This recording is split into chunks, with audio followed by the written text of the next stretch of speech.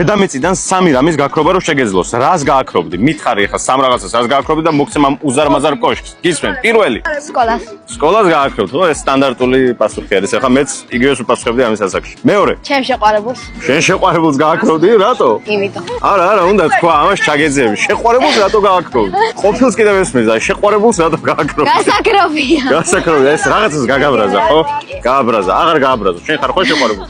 აი, აღარ გაგაბრაზა. ზედმეტად გოიმ ადამიანებს. ზედმეტად აბა ვინ არის შენთვის გოიმი ადამიანი მითხარი? როგორი ადამიანი არის გოიმი ადამიანი? რა არის სიგოიმი? ამიხსნა, ეხლა ვიღაცა ხო არ მოგწონს, ვიღაცა არის შენთვის გოიმი, ხო და აი ვინ არის გოიმი? იქნებოდა ის ადამიანი არ არის გოიმი. საქციელებით გამომდინარე. ხო და აი რა საქციელი, აი რა უნდა ქნა? აი რა უნდა ვქნა მე, რომ ვიყო გოიმი? იქნებ გოიმი ვარ, რაით შენ. ეხა ხო ქრისტის ახლა. ქრისტესთან ვარ? ხუთი რო ყავდეს.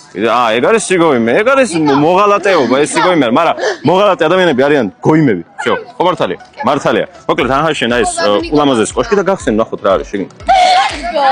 გავს, ხალხო, ერთ-ერთი.